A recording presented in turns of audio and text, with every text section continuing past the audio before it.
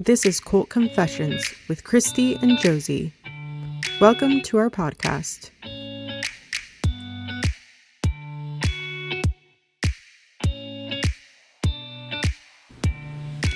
Trigger warning. May contain themes of religious trauma and sexual abuse. Disclaimer.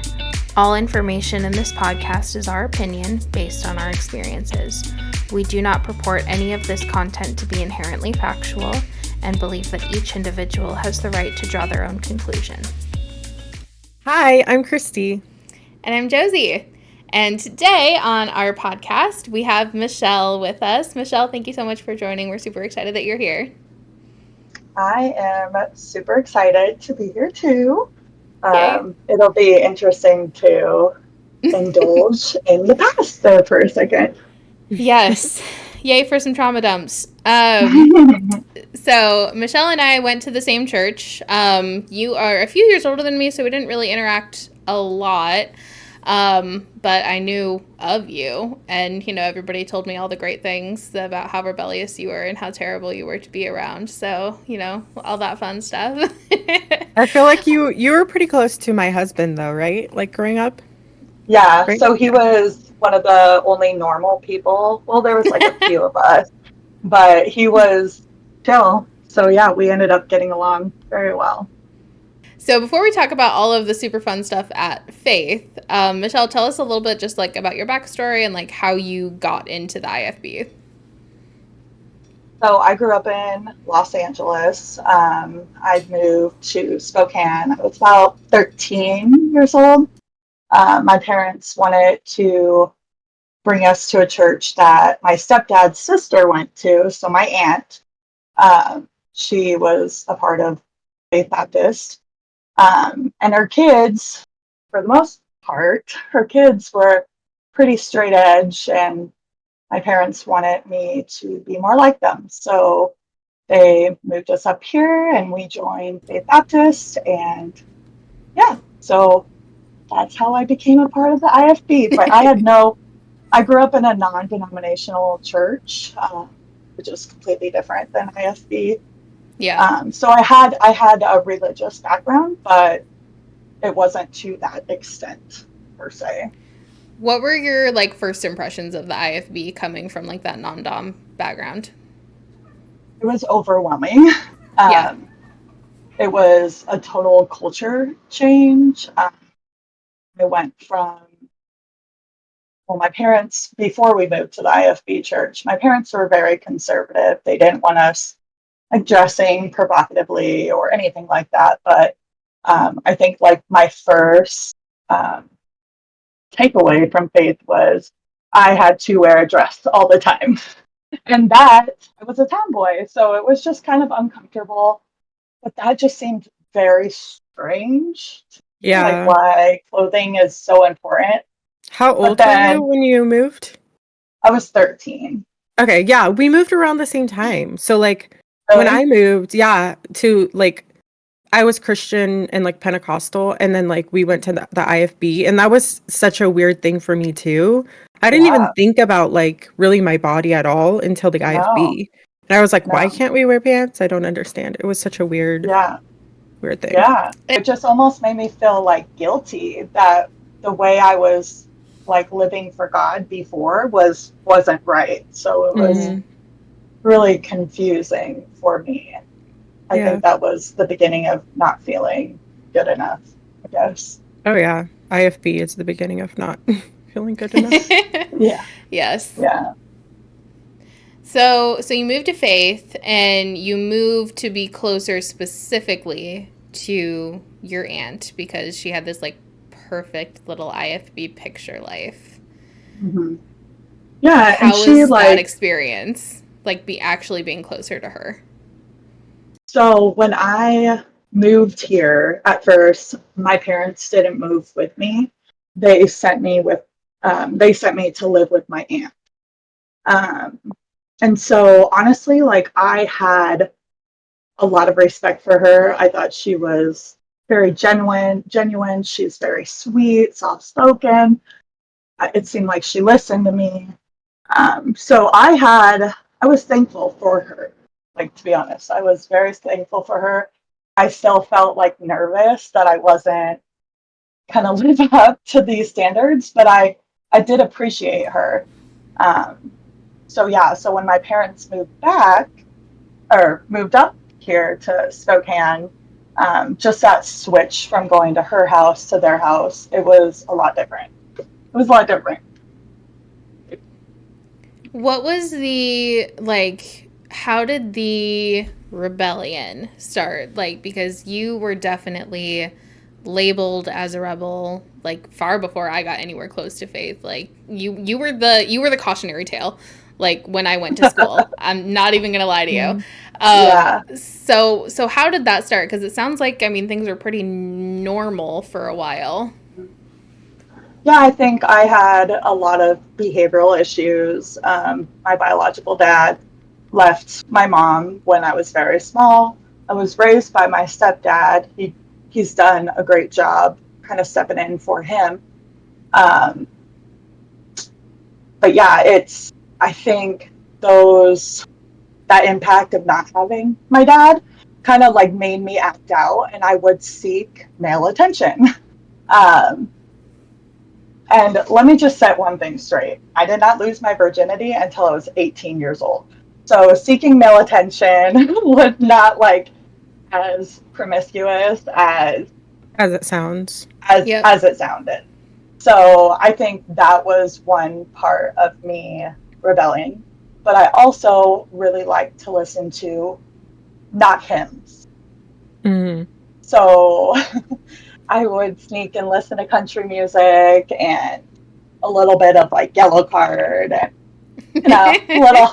little Blink 182 here and there, um The but I horror. think like yeah, I think just because I wasn't like conforming as easily as I should have, that they took that as a threat and they wanted to correct that, I think. And Yeah. like It sounds like you were just like seeking male validation totally. rather than like attention. Yeah. Um, but yeah, I remember actually listening to Blink 182 on the way to school because my brother was like a senior, and so he drove us to school, and we would listen to that on the way to our Baptist What? school. I That would is do called that, but We privilege. were so normal before, like we were mm. just very chill Christians, and then it changed very quickly. Mm-hmm. So 0 to talk 100. about Hmm. talk about what that correction looked like. I mean, conversations with Pastor Boyle, conversations with your parents, like talk about what that looked like for you. So I know that we were my family was counseled by Pastor Boyle. I can't really remember specifics, but Pastor Boyle had brought to my parents' attention that there was a home for troubled teens. Um, his daughter was actually sent to Hepzibah House, and the Hepzibah House was way worse than the home that I actually got sent to. So, anyways, he brought it to their attention. Sounded like a great place for me to correct my sinful nature Oh my and gosh. fix me. Was there um, anything specific that like triggered that? Because like I mean, that seems so drastic to be like, oh, let's just Yeah, send her away. So, I mean, like, was there anything specific you did that they thought was bad enough to like make that triggered it. you need to go away? I can't think of like a specific event that occurred that like was like the cherry Like on the last top of straw, my yeah. rebellion. Okay. Yeah. Um, I just remember being told I was defiant, um, disobedient, rebellious, disrespectful. But now that I have kids and my oldest is 14, I feel like that's kind of just normal stuff. But Yeah. when you compare your child who is struggling with neurodivergency issues, but also absent parent Mm-hmm. issues, um, kind of makes you look a little bad. But when you compare like the IFB kids that are like straight on the straight and narrow with where I was at, there definitely looked like there was a need for me to be corrected. Hmm. So I think How just that old were you comparison. at this When time? when I was sent away, I was 14. Okay. So you were at Faith for what, a year before they Yeah, decided that that's you need to go crazy. away? Yeah, so I was there. It was less than 2 years. It was probably a year and a half Jeez. or so. That's crazy. And yeah, the pastor convinced my parents that there's great, great success stories from this home. And I mean, it really looks great and all, but my parents definitely were persuaded to send me to this home after they just turned to this church a year and a half prior. So Hmm. that's how convincing they were. Because my parents, Yeah. like, nobody just sends their kid away because, I mean, just because they had to have been swayed, Brainwashed. Yeah. swayed quite a bit. Yeah. Did you tell your parents that like you didn't want to go, or like what was that conversation like outside of church doors? So I definitely remember not wanting to go. Um, and at this time, when I signed the contract to go, I was living with my Aunt Christy. Mm. So I was back with my Aunt Christy. So I lived with her when I first moved here, moved in with my parents for a little bit, and then moved back in with her. So when I was living there, I think I was just in cahoots. Like, what is happening right now? Like, what is happening right now? I just moved away from my home that I was Hmm. born and raised from, being shuffled to this new culture, living with my aunt, living with my parents, living with my aunt again. Honestly, like, I remember not wanting to go, but then there was another part of me that said, well, you're going to go regardless, so you might as well make the best out of it. Yeah. So you didn't feel like you had a choice? No, because it's my Because parents. I mean, you Yeah. didn't. You didn't You have a didn't have a choice. Yeah. choice. No, I didn't feel like. I mean, legally, technically, I signed the paper. So, Okay, yeah. Technically you signed a paper, but But you were coercion is not the also same as consent. 14 signing a paper. yeah. And I had And you no were idea what I was going to get myself into. And to be Hmm. yeah. fair, I don't think my parents didn't understand either because Yeah. it was Yeah. very, very kept secret what was going Do you on. think that so you were you the first kid out of Faith that was sent to Anchor? Yes. Do you think that Pastor Boyle knew what he was like signing you up for? Yes. What makes you say that? Because he was close with um, he was close with one of the ladies that worked there. Okay. She was a former member of Faith, Okay. so he had Okay. ties with one of the staff that worked on the girls' floor with me. So Okay. yeah, That's fair. So let's talk about Anchor. The name of what's the full name of the home that you were sent to? so it's called the Anchor Character Training Center. Sounds very militant, Yeah. um, but it was militant. Yeah, What was the so process for you, like going to Anchor? um, just waiting for a spot to open up, and then my dad flew with me to Fort Dodge, Iowa, and they had me meet with the pastor and the staff and the dean of the home.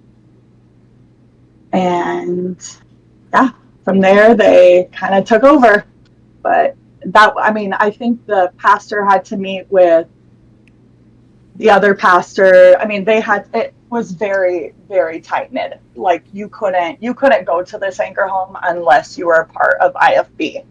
Okay. So I'm not sure exactly what they do like on their end, but based off the rule book, it's very serious that you don't go anywhere So else besides IFB. yeah. Hmm. So walk us through just like first impressions of Anchor. Like, what were your first few weeks like there? So as soon as I get there, I was so nervous. I was 14, and I knew I was going to be there for a year. Um, That's such a long time. Yeah. yeah, it was scary. Like, I was very nervous. I was trying to have a good positive outlook on it. But yeah, as soon as we got there, they look through all your things and they get rid of anything that doesn't match up to their standards. My parents, like I said, my parents were already very conservative, but they even got rid of a few things out of my bag that I came with. And it was just like, I honestly can't remember what it was. Um, but they, but yeah, so a couple of my items weren't approved. But so, anyways, they look through all your stuff, get rid of the things they don't want. The first month you are there at the Anchor home, um, you are called a shadow. So you are only able to talk to your mentor, which is a person who they trust to, like mentor the girls and to do the right thing and, learn the rules. So, first month, you couldn't talk to your parents within the first month. You were allowed to talk to your parents for a 5-minute phone call within the first 3 days. But then after that, you're not allowed to talk to any of the girls on the floor. Besides your mentor, you're not allowed to talk to your parents. Like little things like no makeup, no dessert, like just weird things to just kind of like strip you down to like bare minimum. But your pastor was allowed to call you as many times as he wanted. So your pastor has unrestricted access to you no matter what. And your parents, they get 5 minutes in the first 3 days and then nothing for a month. Yes. And then after a month, you get 2 15-minute phone calls with your parents every month, but they're monitored. Wait, every month? You get I thought you were going to say every week. No, 2 Holy 15-minute shit. conversations a month. They're all monitored. You're not allowed to speak on like any punishments or anything negative about the Anchor home. Otherwise, you would have been like, get off the phone, Yeah. disconnect, you know. But yeah, like I wasn't allowed to tell my parents that we were being swatted. Wasn't allowed to tell my parents that they would take dinner away as a punishment. Like there was no line of communication because it was so,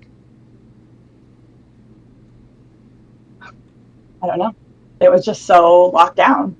Yeah. The isolation was real. So there was basically no way for you to really communicate with your parents, like if something bad was happening there, like no way to really get help You or couldn't anything say like that. anything. That's No, because crazy. all the letters that we could get from our parents, they were all read. Like So there would pre-read? be, Were yeah, they Isn't that like illegal? the staff would read it. Isn't that Yeah, illegal technically? no, because it's a part of the contract that they Oh, signed. okay. Uh, but yeah, so there would be parts of my letters that were blacked out, and my parents wouldn't say anything bad, so I still like don't even know to this day like what. Wow. Like what they Um, ever said that needed to be blacked out. no, they Oh didn't my let me God. take my letters home with me, so I couldn't even ask my parents. Like, what were you Jeez. saying? That's crazy. And Mm-hmm. then when you first got there, um, you said that they took away your medication, right? Oh yeah. So when I got there, I was not allowed to be on my ADHD meds. So I'm sure that probably Can you impacted me. can you describe though, like can you like tell me exactly what the rule was with medication just overall? So no mental health medications. Like all of them needed to be stopped before you can enter the Anchor home. So, but they also didn't accept people with severe mental health. So, What did they define as severe mental health? Do you know? it could be anything. It literally could be anything, which is surprising. They even mentioned that in the contract because. But you would think that if you're on medication that a doctor has prescribed, that's a severe enough I would say like you should have been rejected as an applicant if you're taking meds. Yeah. That's bonkers to me, honestly. But that also, as someone with a severe mental health condition, how the hell did they get away with just dropping people off of their meds? Like, that's so dangerous. Well, your parents had to sign something like acknowledging that, right? Like your parents had to say, yeah, it's fine to take them off their meds. Like, getting off of any antidepressant, you have to wean off of them. Yeah. You can't just cold turkey. It's not, a lot of times it's not safe. Like, there's a lot of side effects and everything, and it's very, very dangerous, for the life of the person that just cold turkey drops off meds. Yeah. So to me, I'm kind of surprised that not as many people, ended their lives after joining. Although they were there were attempts, right? Everything was watched. Yes, there were attempts. Yep, there was a couple when I was there. Okay. But they were very strict about what you could have in your room and what access you had to, like, chemicals or like razors. Like, they were like, if you were a danger to yourself, they would keep an eye on you. Yes. Yep. And like, I actually yeah. So as I was there, within the first few months, I became a mentor. I ended up doing the thing. It worked for me. So I became a mentor, and I ended up having to watch one of my friends because she was suicidal and cutting herself. So I was her bathroom buddy. So I had to stand in the bathroom and make sure she didn't kill herself every time she was in there. And you were how old? That's a lot. I was 14. That you is were 14 a lot and that was your responsibility. Yeah. Jesus. Yeah. That's a lot to place on you. I have a story from a tour that I ended up, we were like at like some camp conference thing, and we were sharing rooms with like the teenagers, and I was in a room with a girl that she ended up confessing to me that she was self-harming and cutting. And just like the overwhelming, like, I had never really heard of that before. I was pretty, we were hella sheltered and didn't know about a lot of that stuff. But she showed me her scars and everything, and I was just like, oh my God, like, and I was a college student at that point. And I was like, I don't even know what to do. Like, I don't know how to handle this. I'm not a professional, or like, I don't know anything about this. And I ended up telling like an adult about it. But the fact that you were 14 and having to kind of carry the burden of like protecting this other life, essentially. Yeah. I can't even imagine. Like, it made me sick to my stomach just knowing that, like, this person was hurting themselves and I didn't know how to help them. Right. And I just can't imagine. That sounds really, really, like, awful. It was like a trendy thing too. I mean, I hate saying that, but like a lot of girls were cutting themselves, and I even was cutting myself when I first was there. And maybe I was cutting myself because everybody else was doing it, but maybe we all were cutting ourselves because it was awful. Because you were stressed. There's a lot of times a lot of times self-harm comes from not being able to control anything around Yeah. you. Totally. And like I know eating disorders a lot of times come from that. Yep. So when you're put in like an isolated, abusive, obviously, because it is isolated, situation, that's how like your stress and everything is going to come out. Mhm. And you're you're just trying to get like grip on something, on some Yeah. sort Yeah. of something that can be your own of any kind. Yeah. Yeah. For me, like I still have scars on my arm from cutting, and I don't think they're ever gonna go away, and that's okay. They're a part of me. But like for me, it was like I have so much going on in my head. I have so much going on in my Mhm. body. Like I can't understand it. This is something like the pain was always something that was. It sounds so emo, but it was always so good. Like if the pain Yeah. felt Yeah. good because it Better. was like just it was getting this out of my body. It was getting this out of Yeah. my head and Mm. out of my body. It was some kind of a release. Yes. Um, and that's why tattoos are the best. Yes. Yes. I feel like it's the same. It's kind of the It's same. therapeutic, Yeah. and it's really is like it's honestly for me it's kind of like healthy cutting. I only have one tattoo because they're really expensive and I want a million No, I more. actually have a friend. She has a lot of mental health issues as well, but she, I think, used to self-harm also. And she says that she really enjoys the pain of Yeah. like she loves how it feels. And I'm Yeah. like, I Mhm. can't relate because I No, I never did do. any self-harming, but like I was like, oh, okay. I don't mind the pain at all, but I don't like enjoy it, you know? No, Mhm. it I cried because it was like the first time I got into it, I didn't cry from the pain. I cried because it felt so good and it Because of felt the like release. yeah. Yep. Hmm.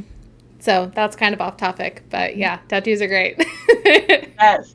No, it's good to talk about. It's good to talk about these things and like be open about them and to share stories so that people can understand why these things happen. I feel like Yeah. especially within the IFB, a lot of this stuff is just straight up labeled evil. When Yeah. Yeah. with Yeah. every single mental health issue or every single action that we take, they all have a reason behind them. And it's not just like, oh, I don't know why they're just evil trying to like kill themselves or Mhm. whatever. There's actually Mhm. a reason behind all of it. And if you study science and mental health and all of the psychology behind it, there's so much that affects it. Yeah. And it's super common. It's very normal. It's very Yeah. common. Um, we need to talk about it so that others can get help. It's important. Mhm. Agreed. So, getting back to Anchor. So you were there for how long? I was there for 13 months. Okay. And normally the program is a year, right? Hmm. Yep. I had to stay an extra month because I got caught passing notes. Uh, What kind of notes, Michelle? well, there was a church team Uh-huh. that was kind of attractive. So I just went to say hey. And I had to stay an extra month because I got How caught. did you get Actually, caught? I told on myself. Oh, you did. I was like, did he tell? Because fuck Hmm. him, you know? No, I don't even think he got the note, to be Oh my honest. Oh, god. I never damn. got one back, so I just assumed. An Oh my extra month gosh. for nothing.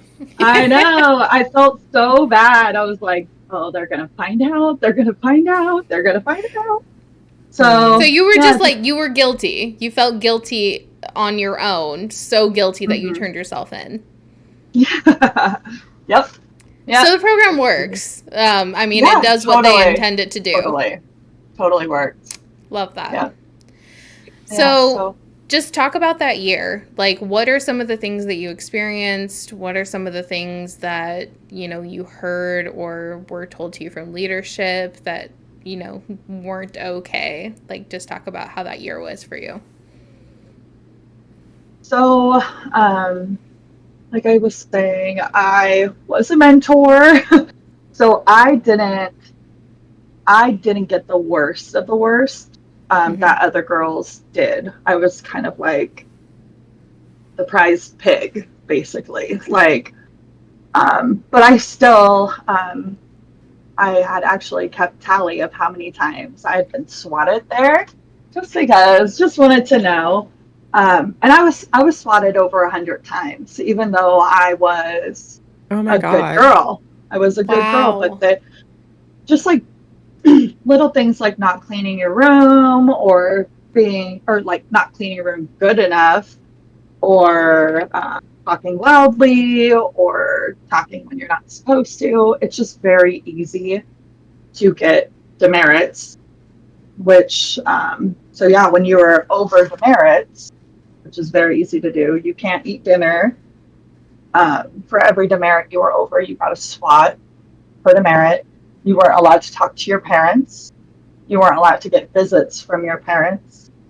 Um, Still could talk to your pastor and get visits from him, but no, if you weren't doing well, you weren't allowed to speak to your family.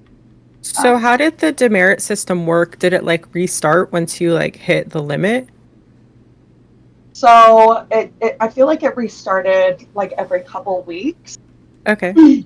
They would take some off, but then also another way to get your demerits down was to get those SWATs so that you could be under demerits sooner.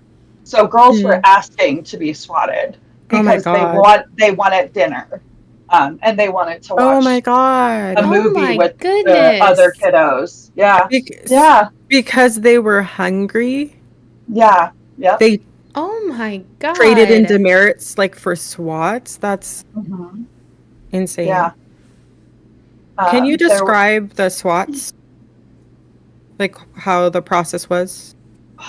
So they call your name over the speaker, the list of the names, and you knew, oh, I'm over demerits. It's time for.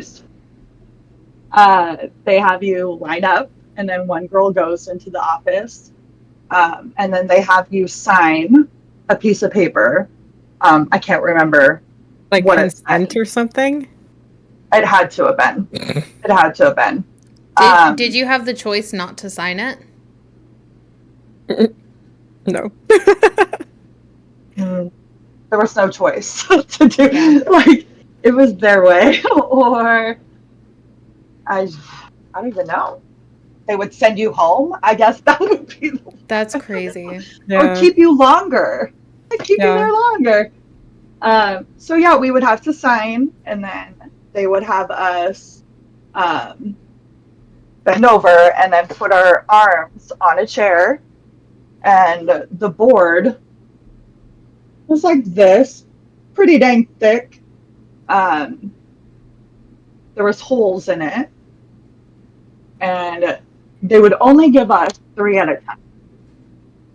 But I'm telling you, I can still like just that sting is the worst, the worst, and especially coming from somebody you don't really even know. Like it's just kind of embarrassing. Who did the spankings? At the time it was the dean, but then when the dean wasn't there, there would be other people to do them. Were So So they male was or it a female? female? Yeah. female, there was always female. Okay. So the dean was a female?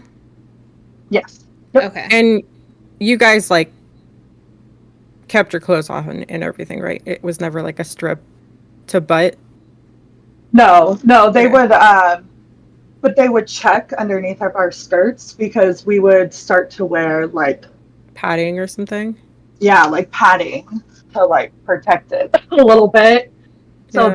they would look under, like not all the way up, but like they would have a show if there were shorts, basketball shorts underneath. But no, yeah, it wasn't a bare ass spanking. Thank Just God. curious. Yeah.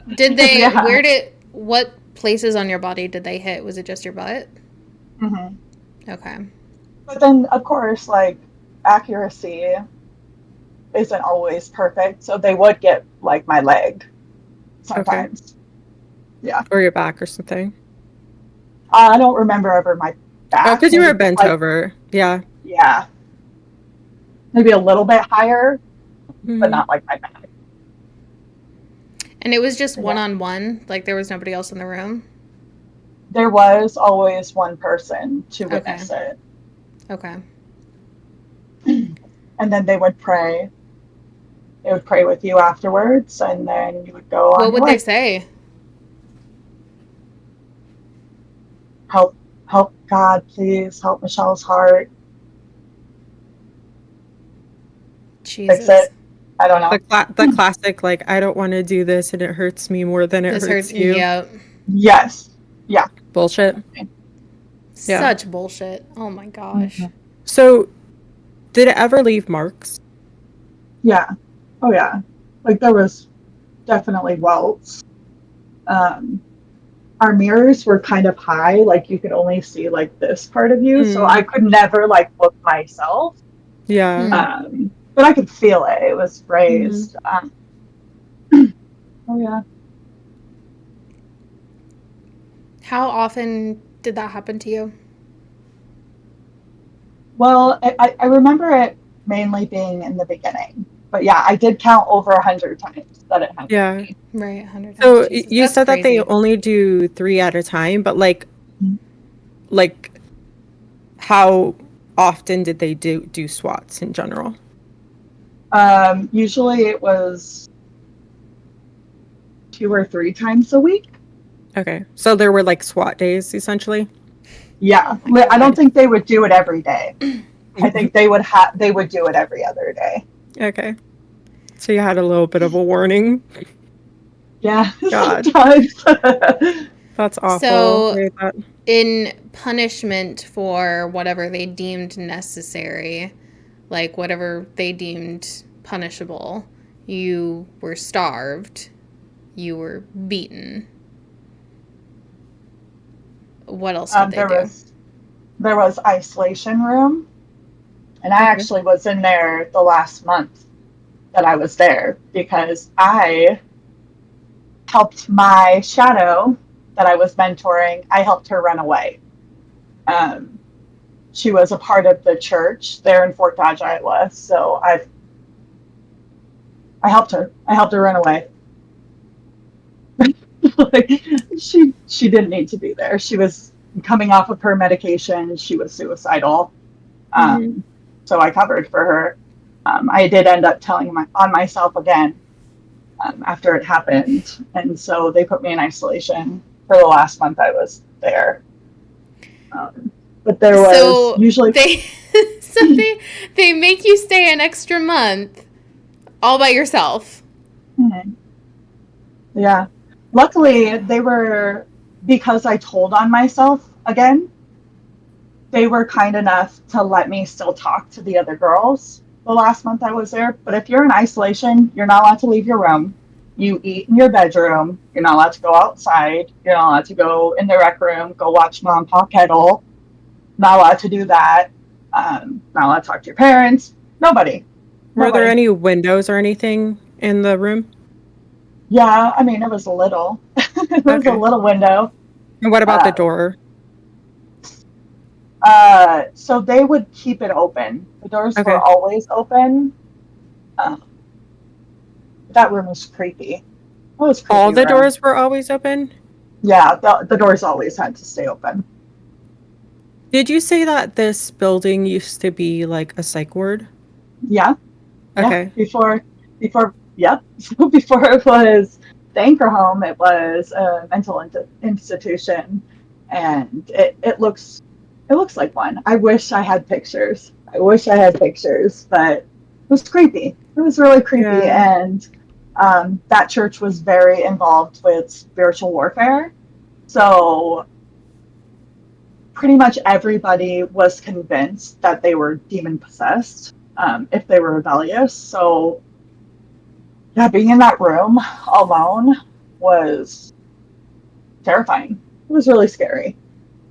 So When you first get there, you're in isolation for a while, right? Before you're able Mhm. to go with the rest of the kids? Yep, you're only allowed to talk to your mentor, nobody else. Okay, so you come in isolation for a month, is it? Hmm. Yep. Okay, and then you're able to be kind of a little bit more normal. And then if you get in trouble, you'll get more isolation. Hmm. Um, did you ever get starved? Hmm. Yeah, yeah, that How was long did you that was have to just go a without normal food? thing. Okay, so when they did the starving, what were you allowed to eat? Like nothing, or you missed a certain meal, or So it was just dinner that they had us okay, miss. They would let us have, you weren't allowed to have seconds either for breakfast and lunch. okay. So you would be at the back of the line while everybody else got to get their food. And yeah, you hopefully had enough to fill yourself up for the rest of the day. Jeez. What were the Whew. bathrooms like? The bathrooms were, there was two showers. I don't remember there being a curtain. There might have been a curtain. Um, but then this, yeah, and then there was two stalls and the showers. They're very strict on the showers. You were only allowed to be in there for like 3 minutes. Yeah, just so weird. It was Mhm. weird. And so when I was a bathroom buddy, no, just when I was a bathroom buddy, I had to stand right there while other girls were showering and other people were doing their business. Just it didn't feel like there was any privacy for Were there any anybody. doors on like the toilets or anything? Yes, I think there was a shower curtain. Okay. So they couldn't you couldn't lock it. You couldn't lock Hmm. yourself in the stall. Yeah. That's uncomfortable. Hmm. What Yeah, always feeling was. like somebody is going to open it at Yeah. any point. Yeah. Yeah. What was the like spiritual part of being there? Like how often did you have to attend like church preachings? Did you get any kind of schooling while you were there? So there was chapel every single day besides Saturday and Sunday. And the um, chapel messages were at the anchor home. So we went to church every single day. And then Wednesday nights we went to church, even with the chapel that morning. And then Sundays we went to church in the morning and at night, like the typical IFB schedule, minus going to chapel every day. That's a lot of Um, church. That is so much church. that's a lot, and I have so many notebooks that written so many notes, and it's just I can't wait to dig into those. We're going to do a whole other episode on all of the yes. notes we have. I Yeah. have one notebook still. I'm excited to start digging into that. I have to look, but I really don't think I kept anything. Yeah, I let kind me if of you burned them. I tossed a Bummer. lot. I threw away Bibles, everything. I like read it and I'm like, who was she? Oh my Like, Yeah, God, right? facts. I ate that up. I ate Yeah. Yeah. that up. We were So all yeah, we were all for super, super brainwashed and We fully believed in it. so Yeah. hardly. Like, we believed this stuff so vehemently. We were so zealous. Yeah, we Like, were. but rebellious. oh, yes, we were still rebellious because we Well, didn't do you guys everything were. exactly right. Well, you were perfect. Christy was almost perfect over here. I still got in Michelle was a trouble for shit cautionary though. tale. Like, I was as Okay, perfect as you could come, but I still got in yeah. trouble, but whatever. when you're at the anchor home, you're not allowed to talk about like your past. You're not allowed to tell people why you were there. Like, Wow. and we actually like we really didn't talk about it. We didn't talk about it. But then when I was asked by one girl, "Why were you there?" I was like, "Gosh, I don't even." I was rebellious. That's a good question. Why were you there? Yeah. Yeah. Why? Why were you here? which is interesting because the people that were sent there, at least on the boys' side,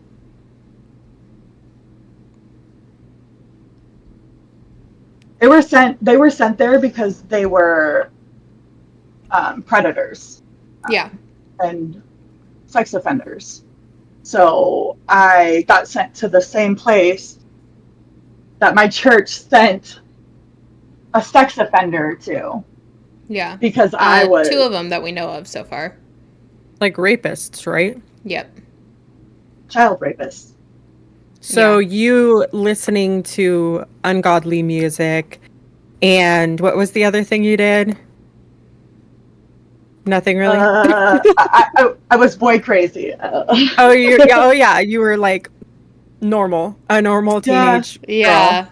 yeah. You get sent there to the same To the place as same they place. send Which rapists. also, I'm just going to say, like, that's also not an appropriate place to send No, rapists no. because these kids that we know of that were sent there, they were kids. And I mean, they were Mm-hmm. still predators. They had still committed really, really awful crimes.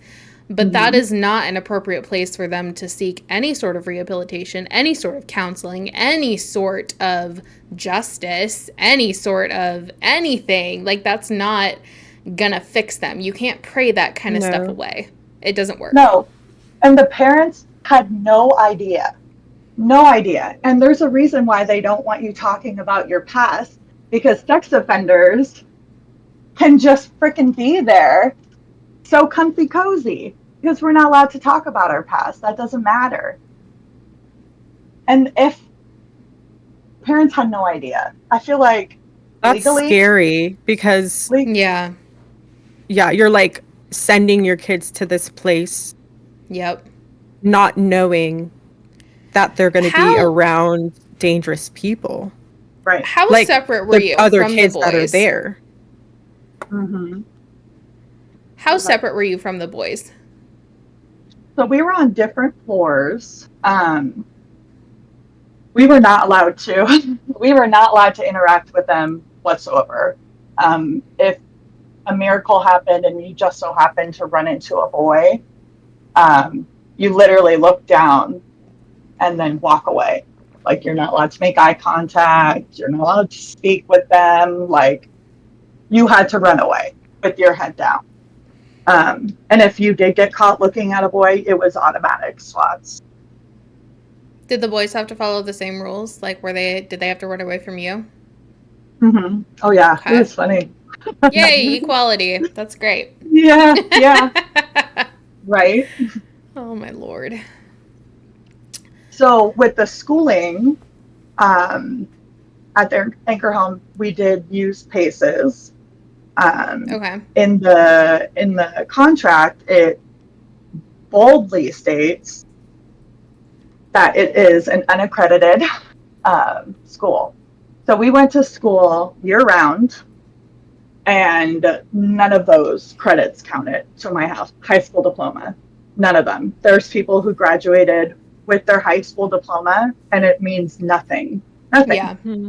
Because of the PACEs, which is why they actually ended up getting shut down because it was an unlicensed and. So did you have to do those years over then? I had to. No, I didn't have to do the years over, but when I did end up getting kicked out of faith, which is another story, I went to Mount Spokane for the last 3 months of my senior year. So I had to do 6 classes that I had never taken before. And on top of like what I had been taking at Faith for that last year, it's just a lot of extra. And I'm surprised I Yeah. got my high school diploma, to be honest. I'm surprised. Yeah. So Because you're going to college now too, right? Mm-hmm. Yeah. I Yay. love that for you. Yeah. We do. Yes. What are yeah. you So are you like, comfortable sharing like what you're going to college for? So I'm going to school called Integrated Community Services. It's a new degree that Washington has opened up. It's for a social work position. So yeah, I'm really excited to start That's awesome. That's going to be such a good career for Start you. helping. Mhm. Yeah, yeah, because things like these, like the trouble teen home that I was sent to, like the fact that these homes are still open, like Mm-hmm. I would love to see if I can use my degree and help in some way Yeah. Yeah. with these sort of systems. Well, talking about it is the first step. That's the first step Yes. in the process of making this stop. So Hmm. is there anything else that you want to say about Anchor before we move on to the other parts of your story? Um, I think it's interesting that the Anchor home required parents to give a 2 week heads up before they were allowed to see their kids. It Oh, literally says in the contract, do not come to the Anchor home unless you've been notified that it is okay. that's sketchy. Like, I don't know. That's not okay. I can't imagine. Did you have like specific visiting days for parents or something like that? No, it was just random. It's just Okay. random. Whoever, and not a lot of people's parents could come out because Yeah. nobody lived in Iowa besides like Mhm. maybe one or two girls the whole time I was there. So yeah, that was like it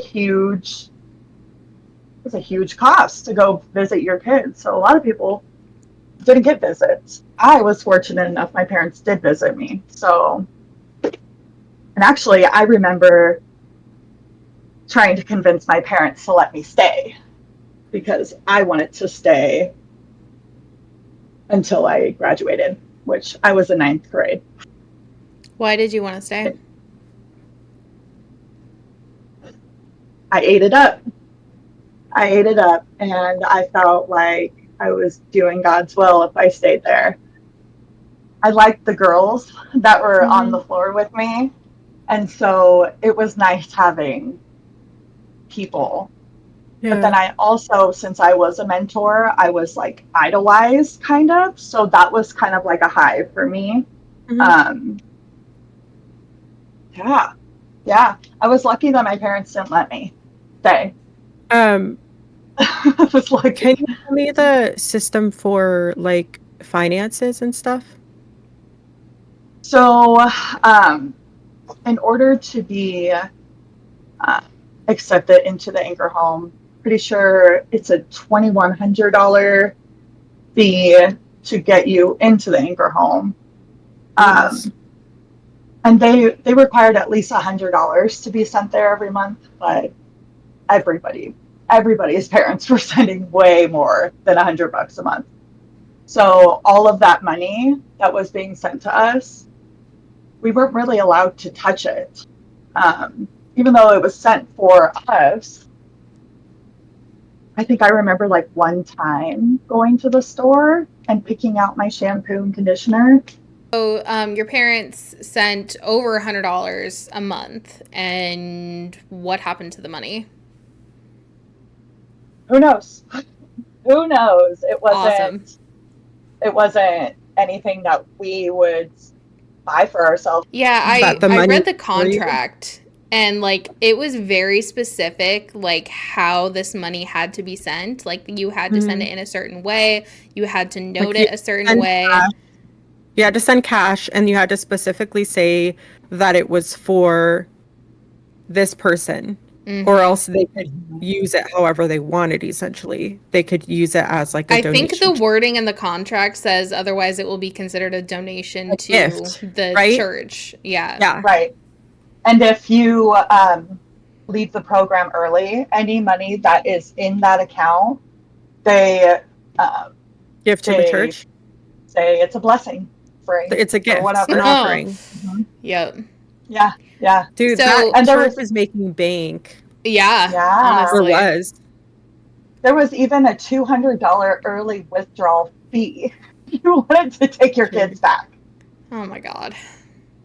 So, Anchor is a ministry of church. Are you comfortable naming that church? So it's Harvest Baptist Church. And who's the pastor there? Marvin Smith, the fifth, fourth.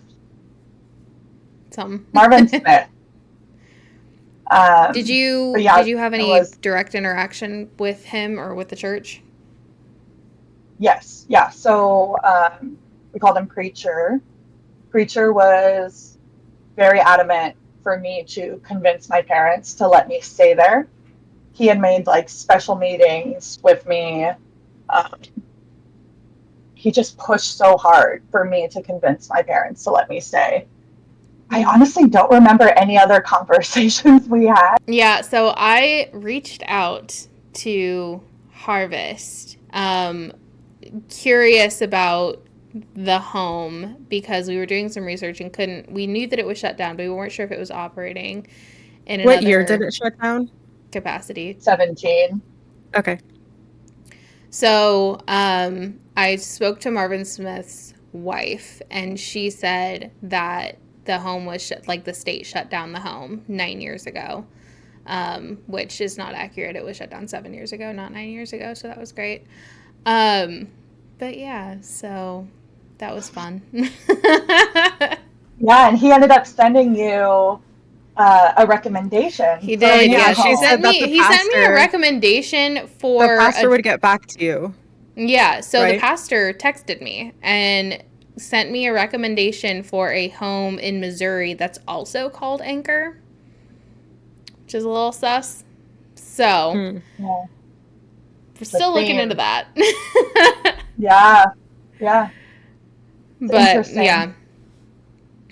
Yeah, they were very So, upset about it. It's interesting because the Hebron ministries that they have mhm. started, it sounds like they help children Mm-hmm. um, and men, families, but they do touch on men with, how'd they put it, sexual, no, Yeah. sinful desires or something like Something that. like that. 9 times out of 10, that means a porn addiction or some sort of abuse. It sounds to me that they're still working on getting that up and running again of some sort, or even wanting to do something for like pregnancy for people that are pregnant and stuff. And it's just a lot of stuff that a church does not need to be doing this. If you're not going to school to counsel Yeah, and to work yeah. through these issues with people, No. like actually know what you're doing professionally, you should Hmm. not be doing it. Yeah, It's No, like you could be no. causing so much more pain and so much like they are. it's just dangerous. It's dangerous. Yeah, yeah.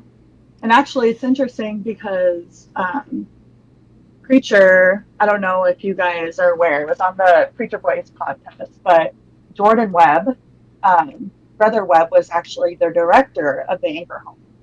His son, who was also a missionary, actually a few years ago got uh, charged for sexually assaulting a family member of his who was very young. So, um, Didn't he give them Pastor a Marvin, STD? yes, yep.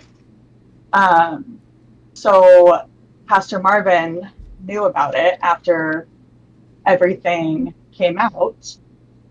And there was actually a text that is in like the court documents, and it's telling Jordan Webb that it'll look bad if the money is coming out of the church's account. So I'm just going to write you a check for $25,000. Um, so it doesn't look bad on the church. So they helped him. This church helped him. And this is like when the Hebron ministry started. I feel like it was for Jordan Webb.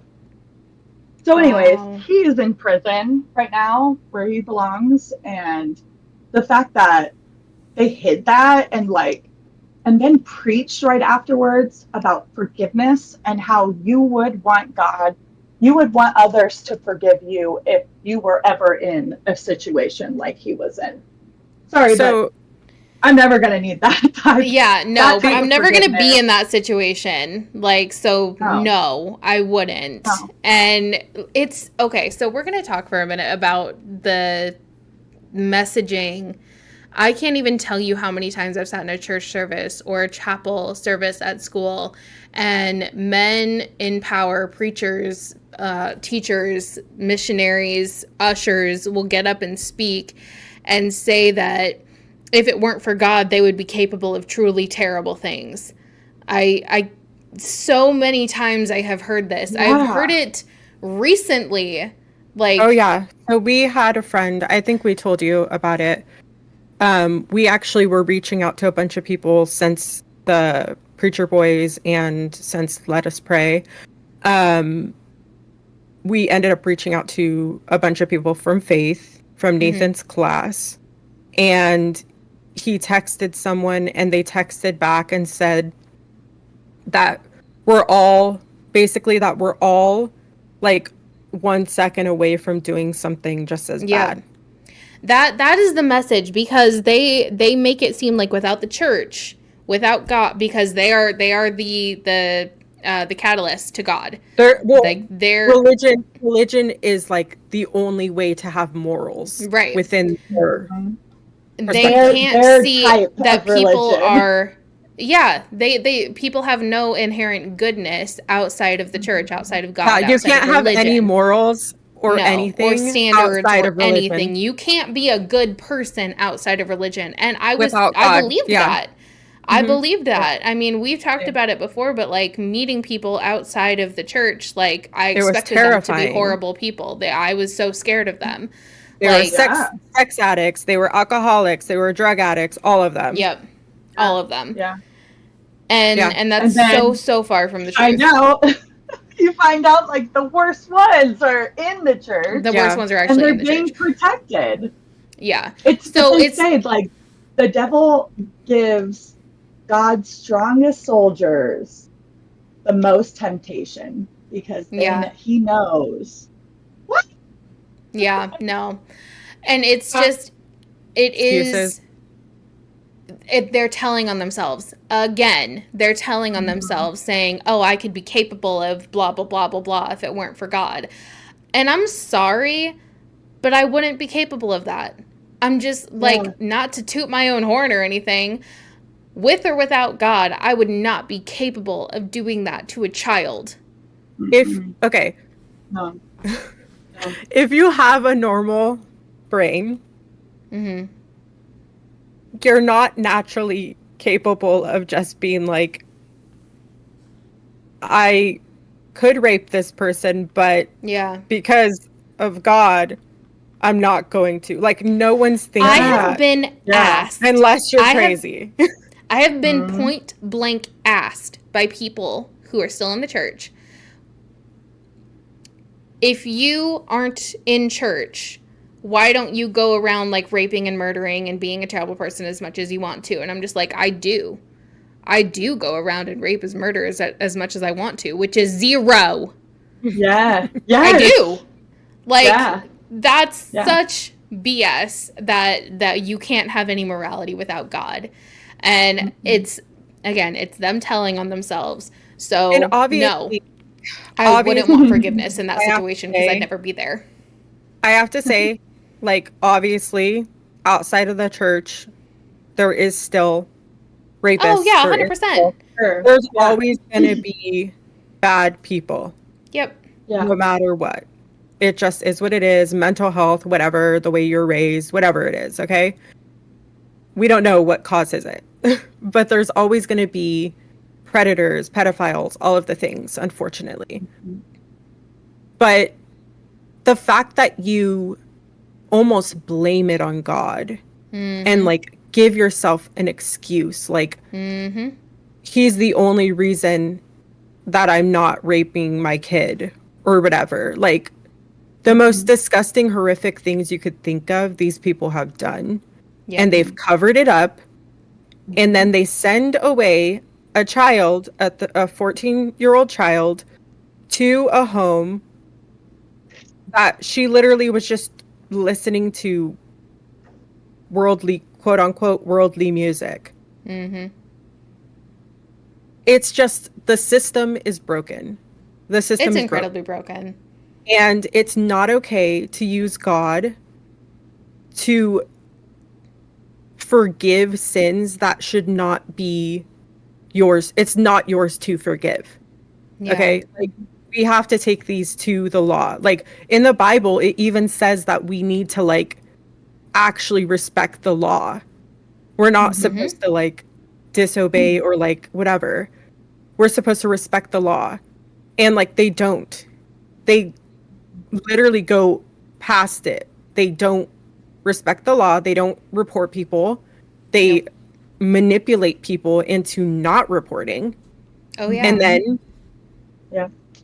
they have like a whole lawyer situation, a Christian lawyer that helps pastors to basically get out of anything. Yep. Yeah. And if you try to fight a pastor, they will do everything in their power to slander your name Yeah. and to make the pastor look good.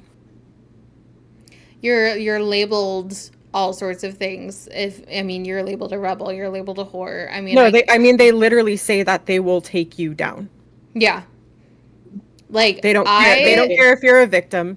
You will be No. taken down if you try I to go was against the pastor. 13 the first time I was called a whore. Like the first time I was called something derogatory. Still a virgin. I was a child. Like, You were innocent. yeah. And I was told, not when I was 13, but later on in counseling with pastor, I think when I was 17, that it would have been so much easier if I didn't report what happened. Which, by the way, I did report. Like, I For who? told my aunt, who is a mandated reporter, for Daniel. It would have been be easier for It would have Daniel. been easier Probably on to, the church too. well, I'm yeah, sure but it he's would have been not easier to liking. deal with it in the church. And it's, course. yeah. I'm no. sure Pastor Boyle is hating our podcasts. We know you're watching. That's for sure. I hope he So, is. hi. I Hi. hope he is, because you know what? This is what you produce. This is what you made us.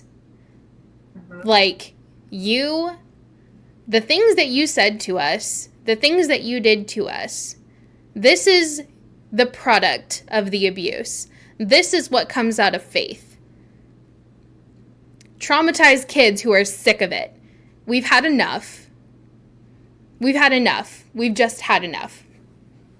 And So it's I hope he crazy is that, watching. Like, I we hope so too. felt so controlled that Yeah. like we didn't even start talking to each other until Let Us Pray happened. And I like that's how like brainwashed we were. Yeah. Even though I we think were that all out, we were still not I talking think that about we were it. brainwashed, and then it's taken us so long to process. And I think that we kind of just, because it's trauma, we've just shut that behind a door, haven't talked about it, Yeah.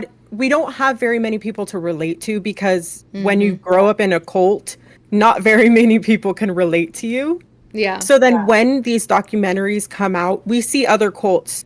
Yeah, I guess it's kind of relatable, but like they're a cult, not us. Not us. We And were then never that bad. when Yeah. finally something does come out with our actual cult, Yeah. that allows us to have a community to talk about it. And It was guess so what? eye-opening. We are talking about it. We are going to yap, yap, yap until the end of time. Yep. So Yeah. So, I all mean, of what that did they to say. expect? We wouldn't say anything. I feel like they didn't see social media coming into play as I know. severely as. oh my God, I mean, it's getting good though, because you know what? We are calling out everybody. All of these guys texting these minors and all the things. There's so much receipts. They're not getting away with it. Yeah. There's not a lot of places to hide anymore, which is awesome.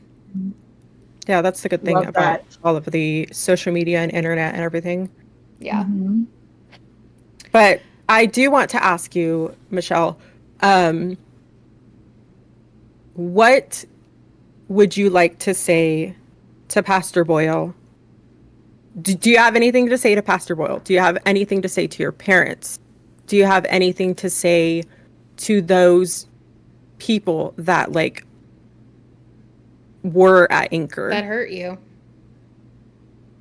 Yeah, so Pastor Boyle, I guess I would just like to know if you remember telling me when I was pregnant and I was abandoned by my kid's dad. Do you remember telling me that I only come to church when I need something and that wasn't okay? What did you mean by that? Because I feel like that is what church is That is for. what church is for the needy. That's what it's Yeah, it supposed was to be just, for. That's not what it is for. That's what it's supposed to be for. yeah. Apparently, the altar calls, I must have been praying too long, and he must have been irritated because I was a mess. I was a mess. I was an 18-year-old pregnant by one of out of wedlock. Um, The horror yeah, again. yeah, and he was not happy with me. So yeah, I just wanna know where your brain was at there because that I have not been able to forget that. Yeah. And then for my parents have both uh, admitted that they shouldn't have sent me there. They had no idea um, how severe it would have been and what was really going on. I've forgiven my parents, so I mean, obviously, I don't want to hurt them by Oh yeah, talking for about sure. it. Yeah. Mhm. So like, no hard feelings towards them. It did mean a lot when they finally did Yeah. Yeah. acknowledge like how severely traumatizing that was. So that was kind of like a breath of fresh air.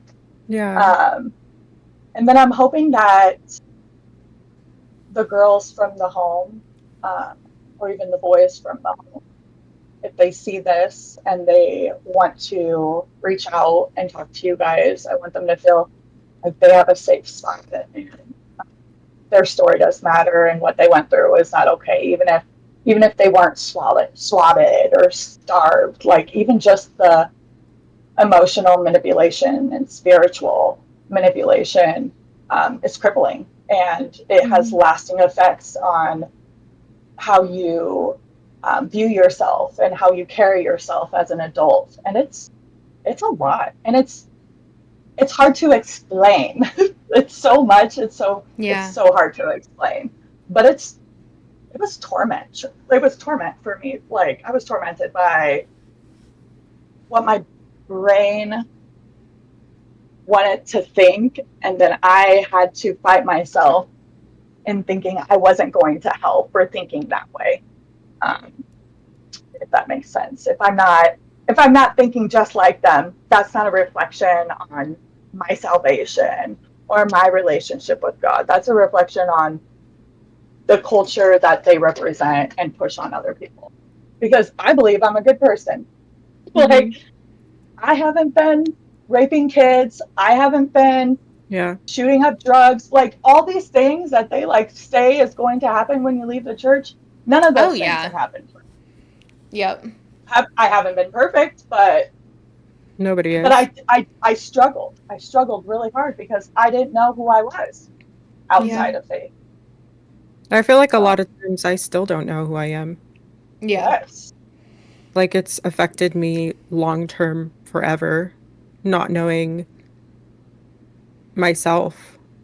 Like Not we getting that time to really self-explore and like that's what your, middle school and high school years are supposed to be about is and becoming college. a Yeah. person and college, yeah, but like your teenage and young adult life is really supposed to be about figuring out who you are, what makes you you, and What you exploring like, different what you kinds of don't things. like. Yeah, like And fucking up yeah, and and being able to make yeah. mistakes and figure things out from them.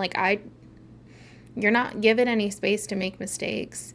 And so you make them when you get out. and I made a lot. I mean, I was never a drug addict like they told me I would be, so Or yay for or that. we make them like further on in our life where it's like more of Yeah. a drastic it's going to be more of a drastic Yeah. situation. It hurts more Um when you don't have yeah. like your parents to fall back on when you're a kid. Like, Yeah. so I didn't get to start figuring out who I was until I was 25. Like, Oh, and that's same. earlier than a lot of people who have left the IFB, and I'm grateful for that.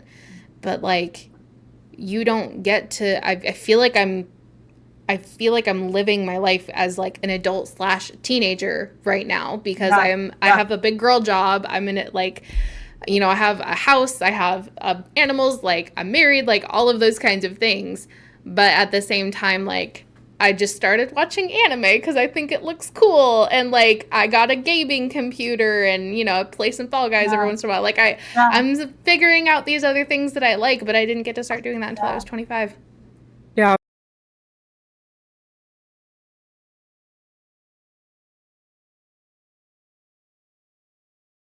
Like I got a gaming computer, and you know, I play some Fall Guys every Yeah. once in a while. Like Yeah. I'm figuring out these other things that I like, but I didn't get to start doing that until I Yeah. was 25. Yeah, That we sucks. honestly Mm. were forced to grow up so quickly, Yeah. and we were told to basically put aside all worldly things, all Mhm. childish things, all of like anything really, like Yep. to put aside ourselves Yeah. in the Mhm. place, like put yourself aside and then just put God and religion and everything in. And then when you leave the church, you are you lose all those things You have no Mhm. and identity. you're left with nothing. You're left Yeah. with Nothing. nothing. Yeah. And it's really, really, really hard to process. It's something Yeah. that a lot of people don't talk about. Mhm. But processing the loss that comes with like religious loss, Mhm. the community, whether you felt like it It's was a Yeah. real community or not, like Yeah. That's the it's a hard. grieving love. process. It is a Yes. Yeah. grieving process because even though you're letting go of something that's bad for you, it's still really, really painful because it's everything you've ever known. Yeah. It's your And family.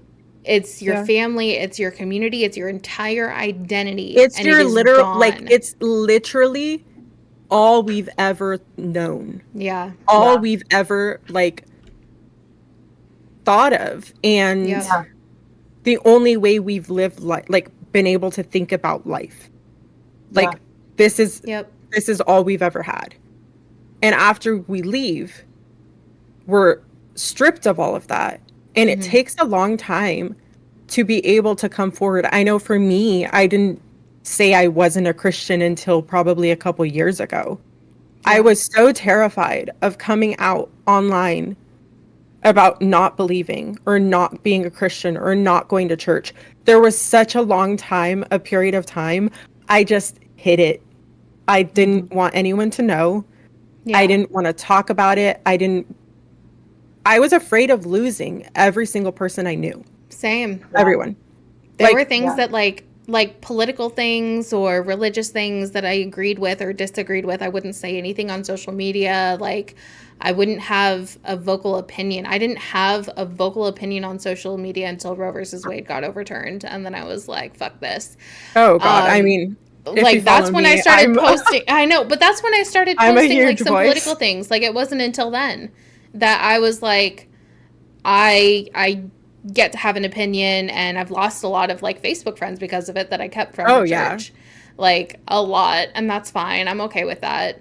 But like it wasn't until what now that's been what 2 years ago like that I Yeah. started I would having those say opinions. mine started with Black Lives Matter, Mhm. where I was at the point where I'm just like sitting at home with all of this, like all of these feelings and all of Yeah. these opinions. And I'm like Yep.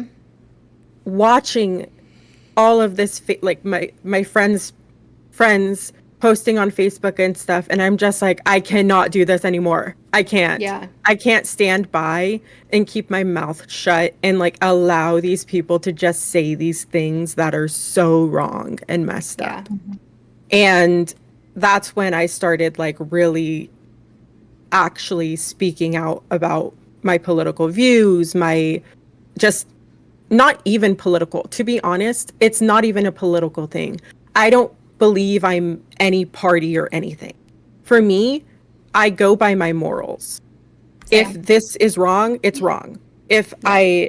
if things are gray, they're gray. Like I'm honest with myself and I allow myself to have the freedom of no labels, first of all, and to just feel what's right as a person, as myself. Like I want to have the most humanity as possible. And that's what drives my opinions and things like that. And the Bible tries to make it so black and white. It's never black and white. It's never black and white. Yeah. And that applies to so much. Roe versus Wade, first of all. But yeah, it's too much. And I think I've lost a lot of people in the process. I think I've figured out people that are, true friends that actually care about me, where they're actually able to have constructive conversations without just being like disowning me. Yeah, it's been good and it's been like a cleansing of friends and all the things, but it's hard. It's a really hard thing to do to come out. I think that we're all still going through the process of deconstruction in different ways. We're all on different levels. And I want to ask you, where are you now with your deconstruction? How are you feeling about life, about God, all the things? And like your religion. So I still go to church. My kids love church. I never made my kids go, but they liked it. So I think there is a lot of great morals and values, and I don't want to force feed them that stuff. I mean, really, it's up to them. I still believe in a God. Um, I think right now I have a lot of questions. Um, Deconstructing has, I got a few questions, and I wouldn't Yeah. mind, honestly, I wouldn't mind like joining a Bible study, um, just to It's look at been it from a recommended to different, me by my therapist to like look into like finding a pastor or somebody that I trust that's like a spiritual kind of like knowledgeable person to ask yeah, some of those questions because I have a lot of questions because yeah, Just, I I would say, honestly, I would suggest YouTube. It's the best, honestly, it's the best resource yeah, out there. And I know there's a lot of like just straight up religious content, like where it's not a random man that's in leadership, yeah, like controlling you and yeah, blabbering about whatever the Bible makes him feel. yeah, It's more like the history of the Bible or like knowledge of Jesus and like very like straight up facts, yeah. more factual stuff it's rather unbiased. than like, yeah, unbiased and not like, I don't know. I'm not for the touchy feely stuff though, so I guess it just depends So, what you're into. Michelle, what kind of church do you go to now? So it's a non-denominational church. I wouldn't say I have a church. Mhm. Um, I'm kind of just exploring. Yeah. That's a good place to be, though. Yeah, just kind of, you know, using my critical thinking skills that I didn't know I had Love.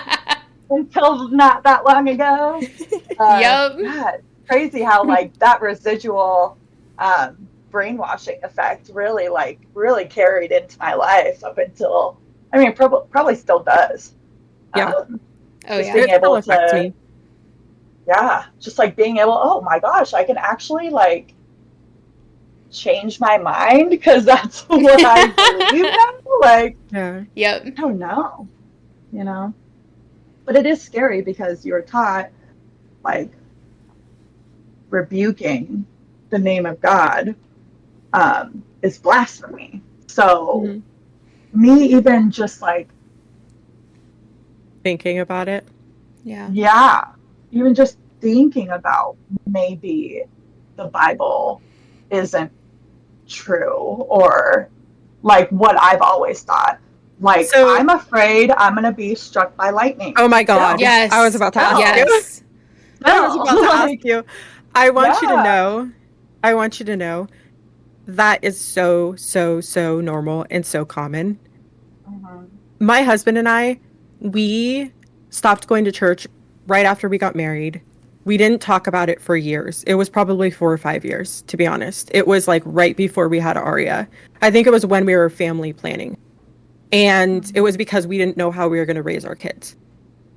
We both were deconstructing on our own quietly. We didn't speak about it like not a word, period, for Yeah, years. yeah. And it was to the point where we started talking about it again because of situations, sexual abuse situations that happened within churches, that were very personal to us. And that was the very first time ever that we spoke out loud that we might not believe there's a God. We might not believe Jesus is real. We might not believe these things anymore. That's terrifying. Saying those words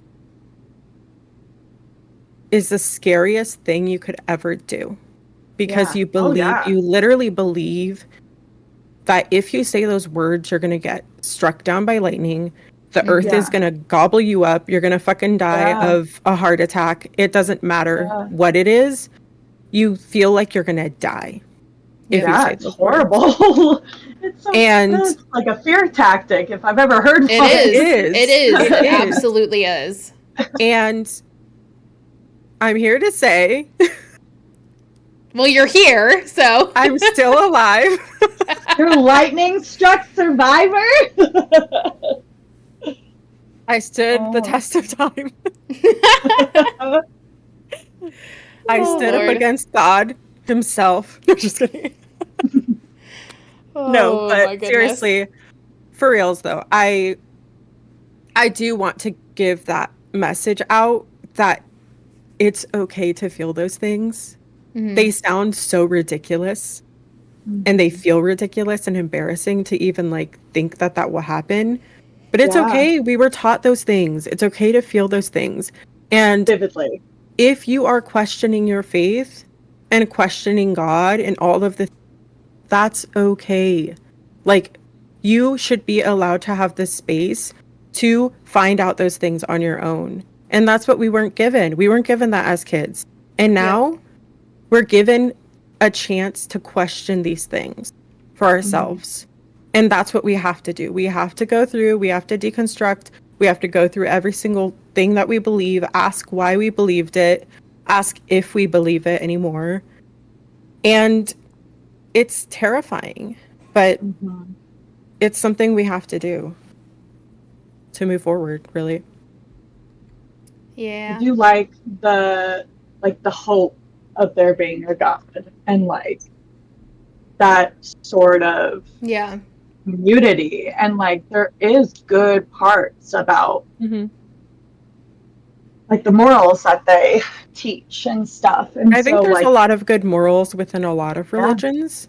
Oh, And yeah, yeah. like, we all, I think humanity as a whole, we all try to have good morals, whether the church But yeah, yeah, wants that us, doesn't the need to church come doesn't want right. us, from. yeah, the church doesn't want us to believe that, but No, like Yeah. people the outside world. of church You are still have fully morals. capable as an atheist, as somebody who's agnostic, or as somebody who just doesn't believe in a God or religion at all. You are fully capable of being a good person. And that's something the church Yeah, will never say. And yeah, like I have best friends that they literally grew up with no religious background whatsoever, and they're great people. They have yeah, great morals. Like we Yeah. yeah. have such deep conversations on everything, and it's like we agree so much, and they're good people. Like it's has nothing to do with like religion itself. Like that's not the only way to be a good person. Hmm. Um, but I feel like the idea of there being a God and the idea of there being a heaven is like it's a beautiful thing. I think that if it is real, like, cool, and that would be, I guess, nice. It's like a happy thought. But the truth of the matter is we have no evidence. And Yeah. you can believe whatever you want about anything, right? Like, but if there's no evidence, you can't say that you know for a fact that you Yeah. know. And I've always said, like, this is what works for me. It works for me. It makes me happier. It makes me feel more connected to the universe. It makes me feel more connected to people. My belief in God, my relationship with God, that works well for me. It also works well for me not to be in church. But, like, that's not going to work for everybody because not everybody is the same as me. And that is a good thing. If the world was filled with Josies, we'd be in trouble. But it's it doesn't need to work for everybody, and that is something that the church just doesn't get. That like Christy, I have no bad things to say about your belief system. I think that it's great. I think it takes a lot of courage to believe that because that's a scary thought to be like, oh, there's nothing after we die. And we've talked about this it's before. something we've talked I about. respect that. I respect that belief a lot. We've talked about this offline or whatever, but basically that, like, I feel like people don't realize how easy it is and how comforting it is to believe that there's an afterlife. Like, I would love the idea of, like, seeing my family again after they die. Like, it's a beautiful thought. It's something that's, I think, very positive and gives it really people hope. Yeah. Facing the truth that we have no idea what is to come. Yeah. And having to cope with the idea that there could be nothing after this life. Facing that thought is so much harder than believing in a heaven. Yeah, Like, and I agree with that. As somebody who believes in heaven, I agree with that. where, like, and I respect if you that. die, it's literally, that's the end. The end. Yeah. It's darkness, the end. That's Better a than lot. burning in hell. Yeah. That's a lot to think about. Like, I feel like that's so much scarier to think about than believing in a fairy tale of a heaven or a hell. And the majority of Christians I know actually don't believe in, like, a real hell. Yeah, a lot of the Christians I know nowadays. But I've been looking a lot, like doing a lot of research into like the full doctrine of hell and like the concept of a physical lake of fire and where everybody is sent after they die, like according to the Bible. Like it's very interesting because there's really not a lot of biblical evidence for a physical hell. And yeah, I'm not going to get into like a whole sermon here, but it's something worth reading into. It's something worth looking into. yeah. But anywho, sermon aside, Michelle, I think we just have one last question for you. Christy, go ahead. Yeah. This is your question. Oh no. What is your cult confession? My cult confession is when I was in the Anchor home, they were doing an exorcism on the floor that day. Because, like I was saying, the counselor told everybody they were demon possessed. So anyways, everybody was very freaked out. In the middle of the night, I decided to get underneath my roommate's bed and shake it violently. Because I wanted her to think that there was a demon in the room. Oh my God, Michelle! She did. She ran down the hallway screaming her ass off. Oh my God. So I never told her about that. So, Sarah, sorry. That was me. That wasn't a demon. So I hope you feel better. That's horrible. I was a mentor too. What was I doing? I was just a prankster. Shame. That's great. I would probably do the same.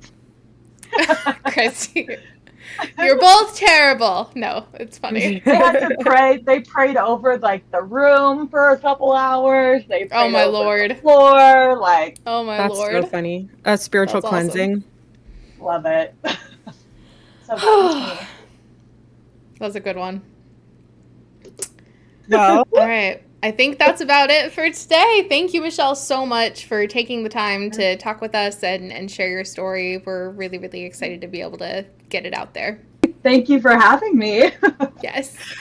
I'd like to say also a special like shout out to anyone who has gone to Anchor, to the Anchor Yes. home. Please, please, please message us, comment down below, like me, like that you were I will reach part of out. part of the harvest situation. Um, we are trying to build a community for everyone, and that includes you guys. And we are here to listen to your story, whether you're ready to share it or not. We're here to listen, and we'd love to talk to you. Please email us at cultconfessionskjv@gmail.com. Message us, whatever is the easiest. Um, but thank you so much for watching this. I hope that you enjoyed this video and hopefully related to some things. Please like and subscribe, and we'll see you in our next video. Bye. Bye, everyone. Share your story. If you have been affected by religious trauma or abuse, we want to hear your story. Even if you're not ready to share publicly, we would be happy to listen and support you on your journey, free of judgment or pressure. Please email us at cultconfessionskjv@gmail.com to get started. We believe you.